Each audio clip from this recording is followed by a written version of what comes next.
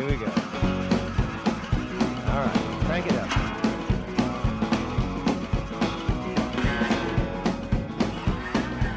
You're sitting there yakking right in my face, acting just like own the place.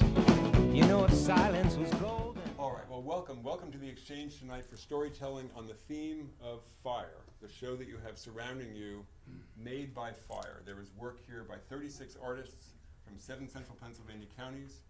The oldest artist is 80, the youngest is 8. Broad range of interpretations of what fire can be and what it does. When we had thought about this show initially, when we were putting out the call, we were thinking that we'd like to get as much 3D work as we could get. So blacksmith work, pottery, and there was certainly some of that in the show. Most artists don't have access to a kiln or a forge, so most of the work here is 2D work. That is not a problem. The work is wonderful. There are all kinds of ways that people have thought about this, and a lot of these pieces do have stories behind them. One of the great things about my job is that artists come in and they hand me their work and they tell me their stories, and then I get to pass them on. I'm going to start tonight passing on one of my own stories. There are 2 photographs here that I made. The first one, this black and white, was made in 1987. I had gotten out of college the year before. I was wandering around America. I was spending a summer living with a friend of mine in Chicago, sleeping on his living room floor. He was born and raised in that area. I came from the Bronx. This is my first real experience of Chicago. And my friend knew all kinds of interesting places to go, including on the north side of Chicago, just a couple of miles from the Loop, the Finkel Steel Company. Finkel Steel had been there for a number of generations, and by the late 80s, it was not a fully integrated steel mill. They weren't taking raw materials and turning them into steel. They were taking scrap and turning that into high quality steel. So if you have a bunch of scrap metal and you want to refine it, the first thing you have to do is melt it. And at Finkel, they did this in a gigantic cauldron that was up in one corner of this huge space. Oh, and we watched all this from the sidewalk. Finkel was in the Clybourne neighborhood. So we could just park a car and walk up to the door, and in the summer when we were there, when they had all the doors open, we could stand on the sidewalk. As long as we did not step into the space, we were welcome to watch from a city sidewalk while they melted and poured steel. Gigantic cauldron, 2 huge electrodes. They would drop the electrodes into this cauldron filled with scrap metal and throw the switch, and the whole north side would dim just a little bit. And they would melt tons of steel that then they poured to make gigantic ingots. The ingots, the molds, were actually in the floor. And they poured into a hole in the floor out of that gigantic cauldron and filled these ingots from the bottom up. They had learned at some point in the past that if you poured from the top, you got too much air entrained. If you poured from the bottom through a smaller opening, as it filled, you would not have that problem. So they would pour the molten steel into the floor, and then what they're doing here is actually getting rid of some of the stuff that was floating on top. After they had poured the better steel out, there was just the junk that this was the slag that they were getting rid of. I don't remember how long it took for that ingot, which was probably this big around and as tall as this room, to solidify enough. But when they lifted it out of the floor with the crane, it was still red hot. And they would lie it down on the sandy floor. At the bottom, where they had filled it, there was coming out of that what they called the sprue, which was a piece that they would cut off so it would have a flatter bottom. And a guy in a full silver suit with a 6-foot-long cutoff torch would come along and cut off that sprue and lean the torch against the wall and light his cigarette out of it. Then one of those straddle trucks, like you might have seen in a lumber yard, a straddle truck would come in, pick up this ingot, and drive it out the door and across the street, across the city street, into the yard where they would let it cool, and then it would go off to get further processed in some other mill. We stood there and watched this. It was incredible. That was 38 years ago. Finkel Steel is gone. That piece of the neighborhood is now filled with condominiums. There is, on the south side of Chicago, a Finkel mill. surrounded by a giant fence and barbed wire. And you can't stand on a city sidewalk and watch it anymore. But once upon a time, you could. That was made by fire. So, thank you. Elaine Walz, you have a story about fire as well. Yes. And I'm going to bring along my husband. This group right here represents our story, which began 29 years ago. And this spike was part of the derailment that stopped our honeymoon trip. We were going from Philadelphia to Pittsburgh with our goal being Colorado, and we were very happily sitting in our seats, and the train was going and everything was fine, and all of a sudden the engineer came on and they said, "We're sorry, but we're going to have to stop and let everybody off because there was a derailment in Altoona." And we both looked at each other and said, "No, I am not going on a bus to continue my honeymoon." And so they said, "Okay, we think we can deal with these two." And they brought us off the train and told us to park our truck, our bags, and walk up these stairs to the office, and they would discuss our plight. Right. Well, yeah, we were bargaining with them somewhat because we didn't expect this delay and change of our trip. So we eventually bargained that the next day we would, we had been traveling in coach, and they gave us a cabin, small cabin, but nevertheless a cabin with a bathroom and shower. And this would take place the next day because they were still clearing the tracks and they wouldn't be clear until then. So they put us up in a 4-star hotel in Harrisburg. We started in Philly, got to Harrisburg. That's when we were told that we'd be boarding a bus. So dinner was on them, and also the room for the night, and it was a very nice room.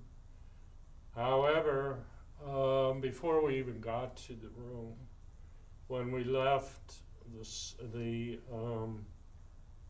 station master's office, came down the stairs, Elaine's luggage was there, but mine was not. And they did not know where it had gone. They, of course, said they would find it, and were looking all over. Anyways, we got a call at the hotel in the next morning that they had found it in Pittsburgh on the bus. So, in a way, I had to go on the bus one way or the other. They brought it back, and that was pretty much the happy end of the story. We boarded a train and made it out to Colorado with a couple stops. We stopped in Chicago for a couple hours, and that was very enjoyable.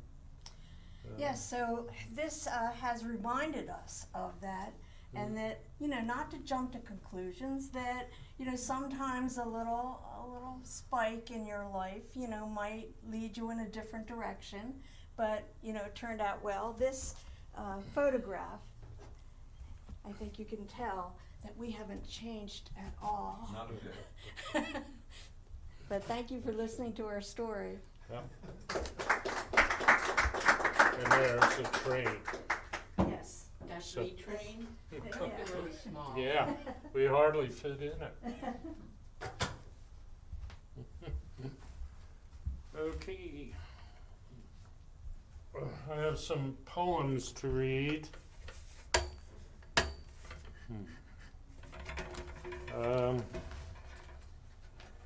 The first is by William Blake, an English poet. And the other two are by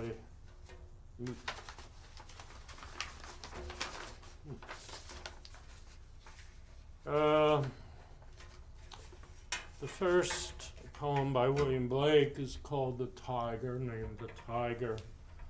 And one does not usually think of creation of beasts like the tiger in terms of fire.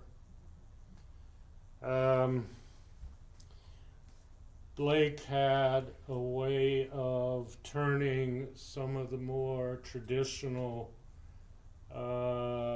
tropes of religion on their head. And of course, fire in a biblical sense, at least Christian biblical, associated with infernal flames. Anyways, here's the tiger. Tiger, tiger, burning bright in the forests of the night. What immortal hand or eye could frame thy fearful symmetry? In what distant, deep air skies burnt the fire of thine eyes? On what wings dare he aspire? What the hand dare seize the fire? And what shoulder and what art could twist the sinews of thy heart? And when thy heart began to beat, what dread hand and what dread feet? What the hammer, what the chain, in what furnace was thy brain? What the anvil, what dread grasp dare its deadly terrors clasp? When the stars threw down their spears and watered heaven with their tears, did he smile his work to see? Did he who made the lamb make thee? Tiger, tiger, burning bright in the forests of the night, what immortal hand or eye dare frame thy fearful symmetry?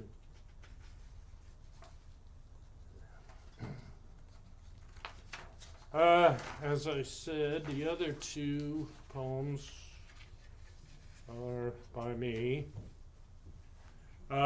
This one I've titled Paradoxical Nature. And it goes like this. Butterfly pinned in a box, your stillness mocks. Beauty I try to frame. I coveted your red flickering flame that danced with gentle defiance in a slow, lingering indifference against the backdrop of my garden wall, shrouded by the brown leaves of fall, and caught up in the dimming twilight by the net of my mortal jealousy. I smothered the glow flashing by my window as the flame died into the brilliant, unbounded form of eternity.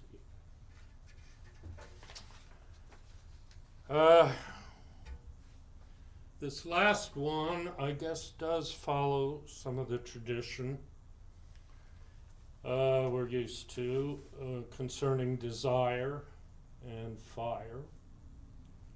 but on a cosmic scale. And it's titled as Comic Clouds Bump. Cosmic, did I say comic? As Cosmic Clouds Bump. As cosmic clouds bump, the impulse that lights up all from the fire of the stars sparks a creative kiss, shining through those clouds with universal bliss. The waves of the heart pump a swirling in the loins that leaps from inner worlds as swells plunge across rippling seas with the surging tides of passion's gravity. Back and forth, swells break together, bursting into the other, while the erupting tensions crack from the vacuum's need and the hungry senses. Tight and tense elements, highly strung and fibrous, compress, release, and ease when lava bursts with consciousness into a sparkling cosmos and an opening to timelessness. Stars create the world as they cross and part in ecstasy, sharing the all-consuming singularity of a black wormhole's energy. Their empty circles of fire hold the infinite self's gravity. Heavens loosen as self separates from two, when a liquid dusk and dawn pull again to one, and a fertile cosmic egg once again encircles the sun. And thrust from these flaming spheres explodes into dots on this cloudy white sheet, spreading its inspirations with the burning energy that lights up all who share in the rivers of flame. And back to single spheres, the virginity of life breaks to the final climax, falling to death and to birth, when the sun gives light to the moon and love contains the universe. And that's it, guys. Thank you. You don't know me at all because I actually talked to Oren a couple of months ago about burning some of my poetry as part of this show. And it was supposed to happen this past Friday for the first Friday, which was on the second Friday. And I've been sick all this week, so I didn't really get my act together. I wanted to at least do it safely for everyone else, not necessarily for me, and not just, I couldn't guarantee the safety. I have since found out a cheap way to do it, but and we are in talks, in negotiations for having a closing ceremony with some poetry. So instead of trying to burn some of my existing poetry, which is really one of the best ideas I've ever come up with, I went around and looked at the show, and I'm known in the DC area as writing poems for lots of art. And in fact, I am personally a verb down there. The artists come to the show that they hang their work in, and they check right away to see if they've been brashed. Did they get a poem from me? And some people cry if they don't get brashed. And that is in my resume, by the way. So I did this. I was just looking at the art, minding my own business and trying to enjoy myself. But if I get a poetry idea for one piece, the rule is I've got to brash everybody, because I don't like when the artists cry because they didn't get a poem. I'm okay if they cry because they don't like my poem or whatever. So the very first artist whose art spoke to me happens to be the gallery owners. And so I'm going to tell you the real story of this piece here. And if you can direct your attention towards it, and if you can maybe show that, No, I can't. can you, It'll go in, when Yeah, I put yeah. the video together, Great. you'll see that. Perfect. And I'll just be a disembodied voice. So this is called Refreshment in Hell, to Oren B. Helbok's Finkel? Finkel. I did look it up, but I looked it up as Finky, and that's how I found it. So I have two corrections anyway. Finkel Street, Chicago, 1987. This possibly could be the worst way to slake your thirst. But if the devil has a goal, it might be the sole refreshment in hell. You never can tell. The way I do my process is I write down the information about the pieces, and then as I work on the poems, they're in sort of in the order that they appear in the space. But the first night I had an orange pen, which was so appropriate, and so I went through and typed up the poems that were in orange. That's so I don't have to change the date that they were written. I can have the same date, and then when I run out of the orange and get to the pink, then I can change the date through the rest of the document. So that's so much extra work to not do it that way. So I only really got the orange ones and some of the pink ones done. So I don't think I have yours, for example. I wish. And I'm gonna have to. See, this is how I make people cry. And I actually probably need to write another poem, not just. I don't think I'll be amending the poem I wrote for you because it's going to be totally different now that I know the actual story. But the world's smallest birthday party. I'm not seeing. Oh, it's in a frame on the near the pumpkins. Right by you, BJ. This one? Yep. And it is a party taking place yeah. on a cupcake. So, imagine that. So this is called the world's smallest birthday party. The world's smallest birthday party, deliciously arty, is nothing if not grand. With room only to stand, but for goodness sake, don't stand on the cake. Come, you're invited too. You know if you do, it'll be all for you. And of course I should have given it some thought, but who else? Is there anybody, other artists here? Not from this show? Well, come back on the 25th. I got here a little bit late. I wanted to talk to Oren about making sure this actually happens. But okay, here's one you can look at without even moving. It's actually two. The one called Not So Itsy Bitsy, and the other one called Short and Stout. I'll let you figure out which one is which.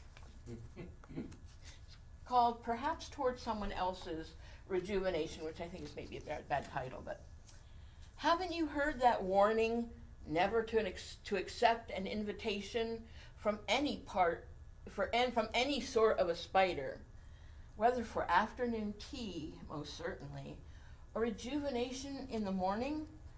The last person who tread upon the web found herself prickled, tickled, and pickled in cider. Okay, this is to Ziva Blackman's art, which is untitled. It is the eye. I don't know if you can see, there's actually spatter of orange and yellow on top of the pencil-drawn eye. So this is a hope for vision. I hope I will always see the way to cope with the trauma that's happened to me. That my frisson will always true to the vision of whatever hue I need to be. Okay, I'm just going to read one more, and this will probably not be the best one to read. I'll probably sit down and find the one that really needs to be read right now. But this is to two finishes. I actually started to Maya Bishop's The Fire Outside. I actually started to get a poem, and then I got the poem, really got a poem for your piece, but she was sort of the second. Two finishes. Is it so hard to decide whether the interior, having scarred, is necessarily inferior? Or can you abide that fire has two ways to finish? The surface, once charred, cannot diminish you or the glow through from the inside. That was really terrible. Thank you. So this is to Elaine Walz, the survivor of derailment, and I'm glad I heard the real story, because the suggestion of derailment with a picture of a happy couple, to me, implied something else. So I'm glad there's another story that I can also put into words. But this was the last one I typed up this afternoon. And it's called Inalienable Goal. Inalienable Goal. The surety of derailment isn't guaranteed until the moment you go off the track. It may seem that the impalement is worse than feeling the uncertain lack of something you need, an inevitable hole through what you thought was your inalienable goal, to be once again freed, to be whole. Thank you for the indulgence.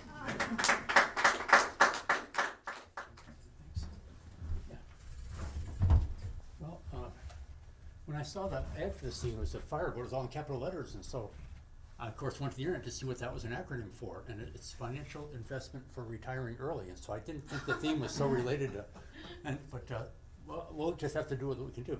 I'm the youngest of three brothers. That means I have two older brothers, for the mathematically inclined. You can, yeah. And the first one was, we've all done well, but he was really a free spirit. In 40 years of working, he had, I think, 32 jobs.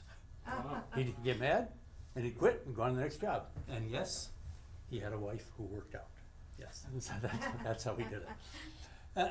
And then there's, I'm the youngest one, and I'm the man in the gray flannel suit. I had the same job for 30 years. I was a tenured full professor at a state university. Talk about stability, right? And then there's the middle brother who's in between these extremes, my brother Richard. And Richard has the darndest things happen to him, way different than other people. He's went to University of Vermont, upstate, and he's not from there, but he was dating a girl from there. Well, Vermont is what? The granite state, yes? And so you can guess what the curbs in the city of Montpelier are made out of. They're made out of granite, right? Okay, and so he had a date with a girl in that state, and she was local, and she knew the town. And Richard it was dusk and getting darker, and Richard's driving his car to his date. They're going to go to some sort of show, and they're coming up on a T intersection like this, and he's coming up this way, and there's a light there, a traffic light, and the light's turning yellow, and his date started making noise, and he thought she was saying, "Go, go, go." Well, so he did. He stepped on the gas. He had a 400 horsepower car at the time, by the way. So he downshifted, he floored it. And well, he was going this way, and the curb is right there. And so he jumps the curb, two front flat tires in the front, and he skids to a halt in some guy's lawn, who comes out on the porch. And well, the long story short, she wasn't saying go. She was saying no, no, no. But that's Richard. And he was in college longer than I took a year to get a master's degree. He took 4. So I actually got an advanced degree before my older brother. I still feel good about that. And I retired before either of my older brothers. And I think what happened there, I retired one year. Within 18 months, the next one had retired, and within 2 years, the next one had retired. They thought, if little brother can do this, by golly, But I beat him to it, and I'm really proud of that. He was a chemistry student, graduate student, and he worked in a lab, and he was very diligent. And he was working late at night, as they sometimes do. It clears the equipment. There's no one else in there. And so he was warming up a fluid in a fairly large vessel, phenolphthalein, which is potassium permanganate. I'm sorry, potassium permanganate. Well, this probably doesn't mean much to many of you, but it's dark purple and it stains like crazy. You get this stuff in your hands, it turns your hands dark brown, purple then brown, and about a month later, if you're lucky, it grows out. Anyway, but you can imagine on the walls and stuff like that, or in your clothing, it schools out. So he's he's warming this stuff up in there in the lab, and it takes a while. He's got the burners on this thing, and he's warming this stuff. I don't know what the experiment was, but it's in a vessel that has a neck like this, so it's fairly large, and it comes to a neck like this, about 1.5 inches in diameter. And about that time, his major professor, who was also working late, she did not have tenure, so she was working late, trying to write papers and do research, want to make sure Richard was doing what he was supposed to be doing in the lab.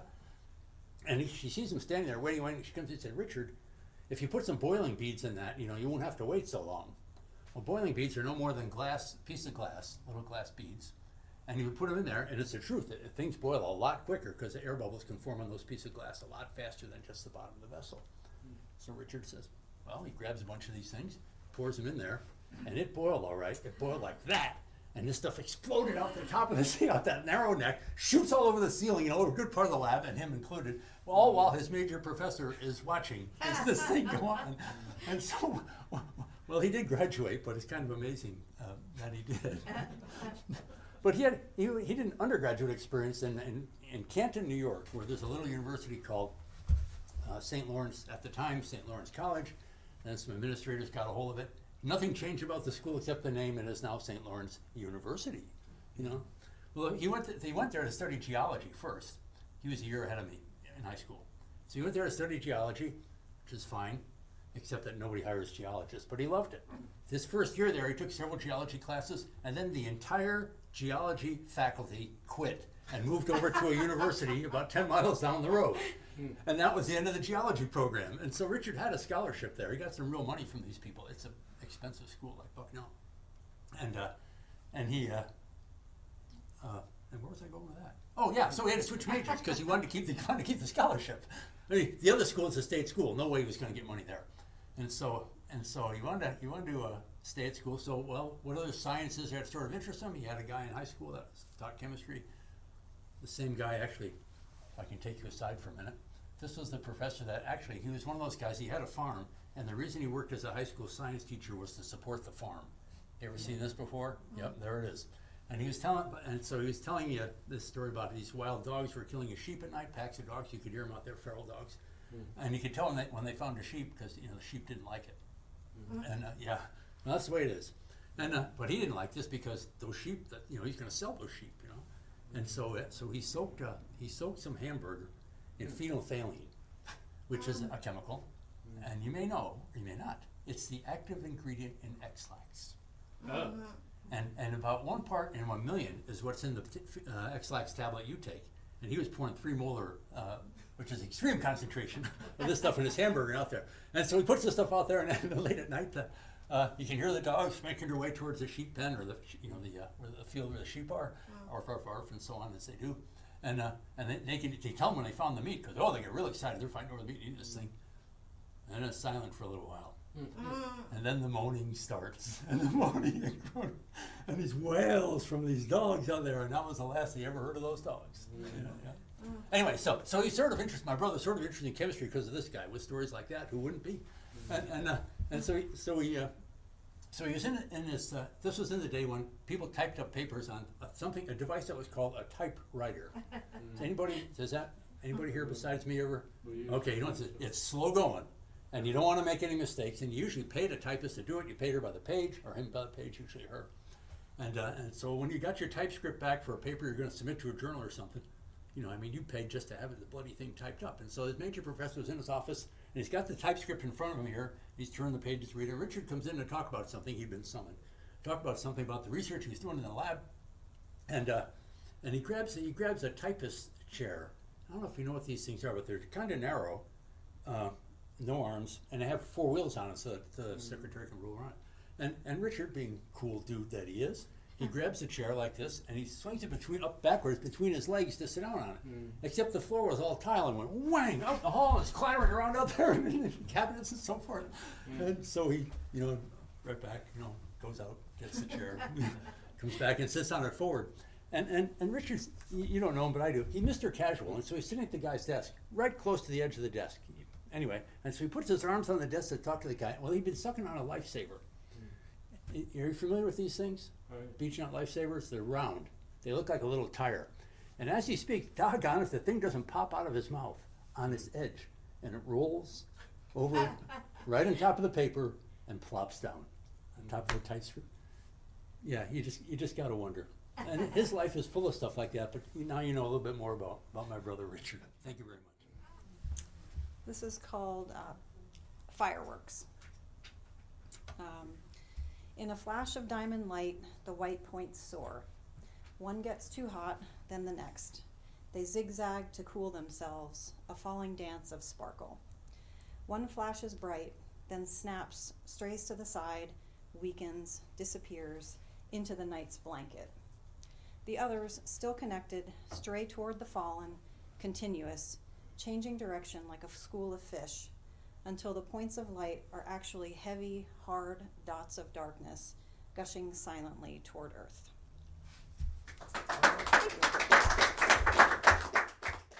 Thank you to those who have shared here tonight. We started with a train story.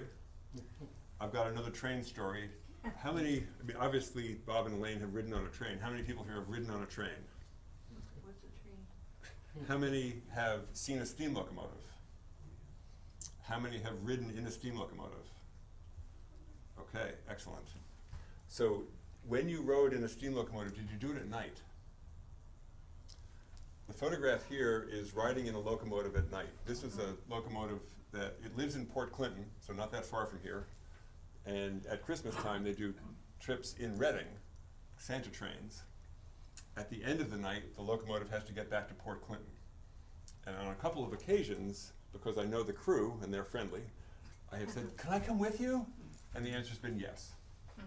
This is one of those occasions, but the story I'm telling is about the other one. In a steam locomotive, just like in a car or in a plane or anything else that you're piloting, you don't want a lot of lights on inside in the dark because you need to see what's happening outside. So a steam locomotive cab at night is mostly dark. There are a couple of small lights on a couple of the gauges, but there is real light. Every time the fireman opens the firebox door to shovel in coal, then you get that light.